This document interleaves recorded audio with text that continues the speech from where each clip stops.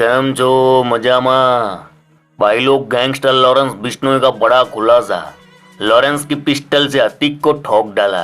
Lawrence gang से मिली थी shooters को जिगाना। लॉरेंस का अतीक पर बड़ा कबूलनामा।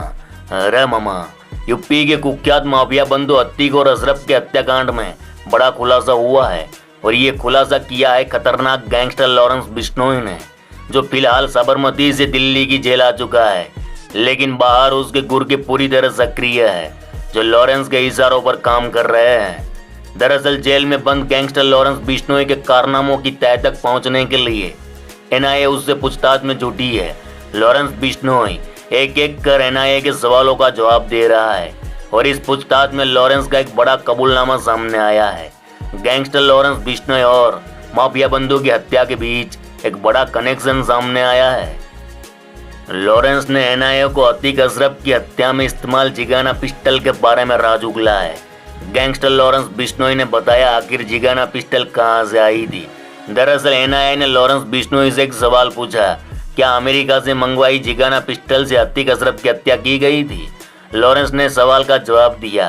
लॉरेंस ने कबूल किया कि साल 2021 में उसने अमेरिका से गोल्डी बराड के जरिए जितेंद्र गोगी गिरोह को 2 जिगाना पिस्टल उपलब्ध करवाई थी। लॉरेंस ने खुलासा किया कि 2021 में किसी और की हत्या के मकसद से जिगाना पिस्टल अमेरिका से मंगवाई गई थी। वहीं माफिया बंधु अतीक और अशरफ के तीनों हत्यारे सनी सिंह, लवलेश तिवारी और अरुण मौर्य ने खुलासा किया कि उन्हें जिगाना पिस्टल गोगी गैंग से मिली थी और सनी सिंह ने भी यूपी पुलिस के सामने ये बात कबूली थी। इस बात की चर्चा काफी तेज थी कि अतीक और अशरफ को मारने वाले को जिगाना पिस्टल आखिर कहां से मिली थी, लेकिन अब गैंगस्टर लॉरेंस बिश्नोई के इस कबूलनामे ने उस बात पर से पर्दा हटा दिया कि अमेरिका से मंगवाई गई जिगाना पिस्टल से ही अतीक और अशरफ की हत्या की गई है। दरअसल इससे पहले भी एक खुलासा हुआ था कि गोगी गैंग का लीडर जितेंद्र गोगी विरोधी गैंगस्टर टिल्लू तात्पुरिया को मरवाना चाहता था और टिल्लू को मारने के लिए उसे एक ऐसे हथियार की तलाश थी जो एक ही बार में कई राउंड फायर कर सकता हो। लिहाजा ऐसे हथियार में जिगाना पिस्टल से बेहतर कोई हथियार था ही नहीं, क्योंकि जिगाना पिस्टल एक ही बार में 15 से ज्यादा राउंड फायर कर सकती है। अब जिगाना पिस्टल को हासिल करने जितेंद्र गोगी ने जेल से ही गैंगस्टर लॉरेंस बिश्नोई का संपर्क किया। फिर लॉरेंस ने अमेरिका में छिपे गैंगस्टर गोल्डी बराड का संपर्क किया और 7-7 लाख की 2 जिगाना पिस्टल 2021 में भारत लाई गई। इधर गोगी गैंग ने टिल्लू को पेशी के दौरान आते जाते वक्त मारने का प्लान बनाया। इसके लिए गोगी ने अपने उत्तर प्रदेश के एक साथी का संपर्क किया। यूपी वाले ने शूटर सनी सिंह का संपर्क किया और उसे दोनों जिगाना पिस्टल थमा दी। दरअसल सनी सिंह को इसके लिए पैसा भी दिया गया था। हालांकि टिल्लू पर हमला करने की बात लीक हो गई और टिल्लू को पता चल गया। लिहाजा गोगी टिल्लू को मरवाता उससे पहले ही टिल्लू तात्पुरिया ने गोगी को रोहिणी कोर्ट में मरवा दिया। इधर गोगी गैंग का लीडर ही मारा गया तो सनी सिंह दोनों जिगाना पिस्टल समेत अंडरग्राउंड हो गया। लेकिन एक अफवाह ये भी उड़ रही है कि किसी पहुंचे हुए शख्स ने सनी सिंह का माइंड वॉश किया, फिर अतीक और अशरफ को मरवाने का टास्क दिया और अमेरिका से आई जिगाना पिस्टल से माफिया ब्रदर्स मारे गए।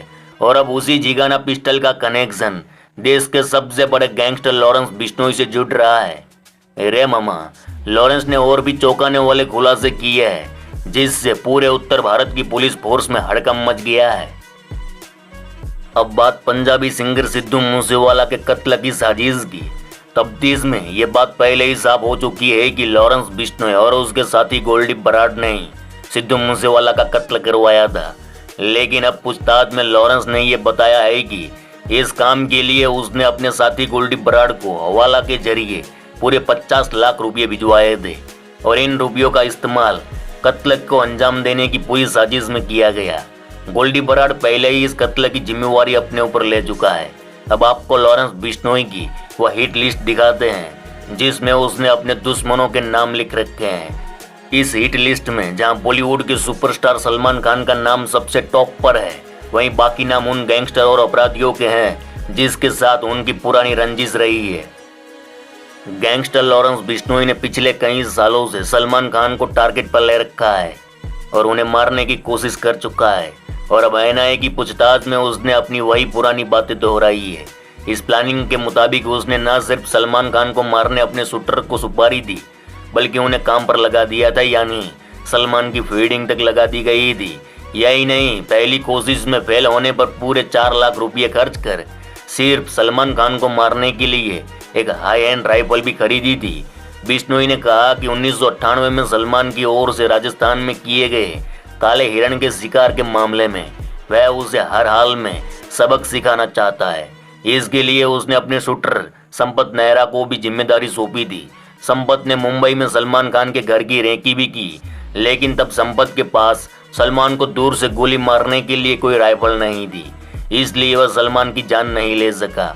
लॉरेंस ने इसके बाद कई बार सलमान को टारगेट करने की कोशिश की, मगर कामयाब नहीं हुआ। अब सुनो मामा, पंजाबी सिंगर सिद्धू मूसेवाला का मैनेजर रह चुका शगुनप्रीत लॉरेंस की हिट लिस्ट में तीसरे नंबर पर है। यानी ये वो शख्स है जिसे लॉरेंस बिश्नोई हर हाल में मारना चाहता है। लॉरेंस ने एनआईए से कहा है कि इससे उसकी पुरानी दुश्मनी है, क्योंकि इसने यूथ अकाली दल के नेता विक्की मिड्डू खेड़ा के कातिलों को छिपाने में उनकी मदद की थी। असल में गैंगस्टर लॉरेंस बिश्नोई का विक्की मिड्डू खेड़ा से पुराना रिश्ता था। लॉरेंस और उसका गैंग विक्की मिड्डू खेड़ा को अपना भाई मानता था। दोनों कॉलेज के जिगरी यार थे, लेकिन 2021 में विक्की मिड्डू खेड़ा की हत्या कर दी गई थी और लॉरेंस विक्की मिड्डू खेड़ा के दूसरे दुश्मनों के साथ साथ सिद्धू मूसेवाला को भी इसका जिम्मेदार मानता था। लॉरेंस बिश्नोई की दविंदर बम्बिया गैंग से पुरानी दुश्मनी रही है। सिद्धू मूसेवाला कत्ल मामले में भी बम्बिया गैंग सुर्खियों में आया था। वहीं विक्की मिड्डू खेड़ा की हत्या की जिम्मेवारी बम्बिया गैंग ने ली थी। असल में सिद्धू मूसेवाला ने एक ऐसा गाना गाया था जिसमें बम्बिया का जिक्र था और बिश्नोई गैंग इस गाने से आग बबूला था। इसी बम्बिया गैंग से जुड़ा गैंगस्टर मनदीप धांधीवाल भी गैंगस्टर लॉरेंस बिश्नोई के निशाने पर है, जिसे लॉरेंस बिश्नोई ने अपनी हिट लिस्ट में चौथे नंबर पर रखा है। लॉरेंस मनदीप को मारना चाहता है क्योंकि इसने शगुनप्रीत के साथ मिलकर विक्की मिड्डू खेड़ा के कातिलों को छिपाने में उसकी मदद की थी। ये मानना है गैंगस्टर लॉरेंस बिश्नोई का। यहाँ बता दूं कि मनदीप ने अपने गैंग का नाम ठग लाइफ रखा हुआ है और बिश्नोई गैंग के साथ उसकी दुश्मनी अब जग जाहिर है। रे भाऊ, गैंगस्टर लॉरेंस बिश्नोई की हिट लिस्ट में 5वां नाम है गैंगस्टर कौशल चौधरी का। कौशल चौधरी का नाम भी अकाली नेता विक्की मिड्डू खेड़ा से जुड़ा है। देखा जाए तो लॉरेंस के ज्यादातर दुश्मन वही हैं जिनका किसी न किसी रूप में विक्की मिड्डू खेड़ा के कत्ल से वास्ता है। कौशल चौधरी भी इससे अलग नहीं है। लॉरेंस ने पूछताछ में बताया है कि कौशल चौधरी ने 2021 में विक्की मिड्डू खेड़ा के कत्ल के लिए भोला शूटर अनिल लट और सनी लेप्टी को हथियार उपलब्ध करवाए थे। कौशल चौधरी की गिनती हरियाणा के टॉप के गैंगस्टरों में होती है। वहीं हरियाणा के गुड़गांव में कौशल चौधरी की तुत्ती बोलती है। यहाँ शराब कारोबार पर कब्जा करने को लेकर भी बिश्नोई गैंग और कौशल गैंग के बीच गैंगवॉर चल रही है। लॉरेंस की हिट लिस्ट में 6वें नंबर पर है गैंगस्टर लक्की पटियाल, यानी गौरव पटियाल।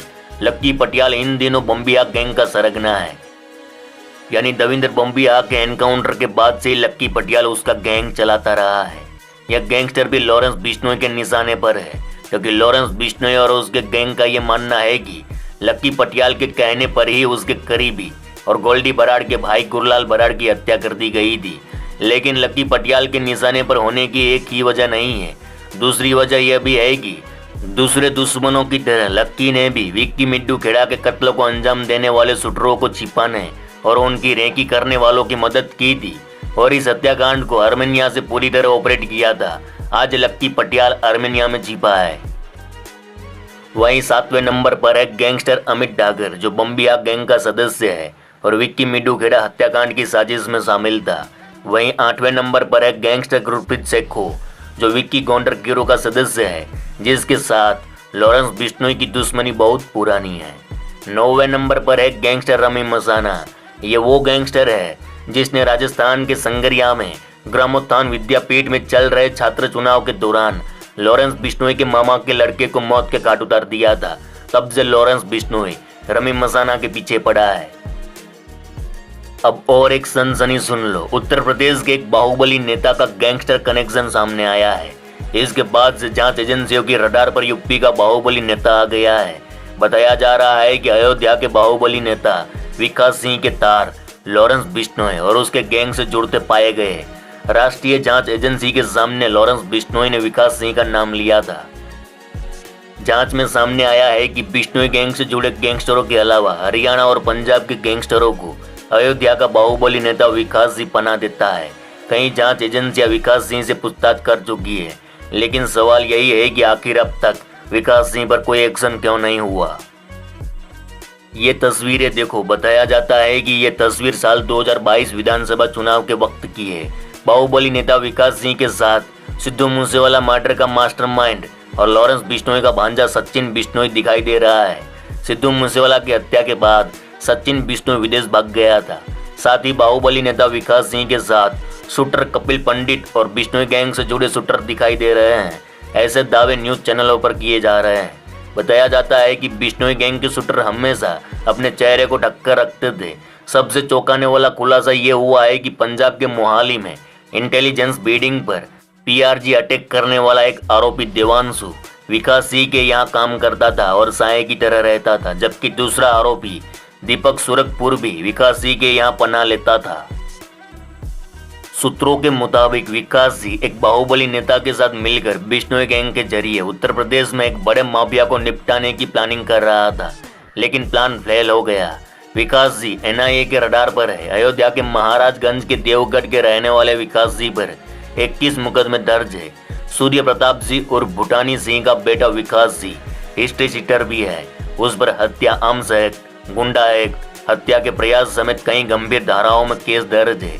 विकास सिंह की गिनती बाहुबली नेता के रूप में होती है, जो यूपी के कदावर बाहुबली नेता का करीबी है। तो भाई लोग आज के लिए बस इतना ही। चलो इस गुज्जू भाई का राम राम, मिलते हैं फिर।